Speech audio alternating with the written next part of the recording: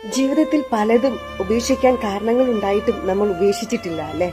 കാരണം വെളിച്ചം നമ്മളിൽ നിന്നും വളരെയധികം വിദൂരത്തിലല്ല എന്നുള്ള ഉറപ്പുള്ളത് കൊണ്ടാണ്.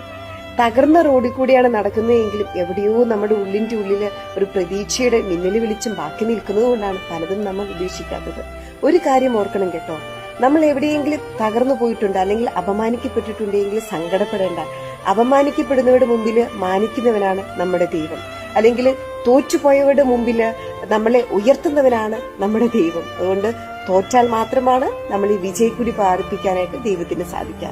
ഒരുപക്ഷെ പലരാലും നമ്മളെ ചവിട്ടി തേച്ച് ഒരു കടലാസ് തുണ്ടുപോലെ പലരും നമ്മളെ ചവിട്ടി മെതിച്ചു പോയിട്ടുണ്ടാവും.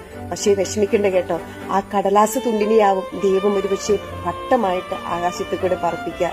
അപ്പോൾ നമ്മളെ കളിയാക്കിയവരും നാണം കെടുത്തിയവരും കുറ്റം പറഞ്ഞവരൊക്കെ അമ്പരന്ന് ആകാശത്തേക്ക് നോക്കി നിൽക്കും. അതുകൊണ്ട് ഈ സങ്കടവും കടന്നു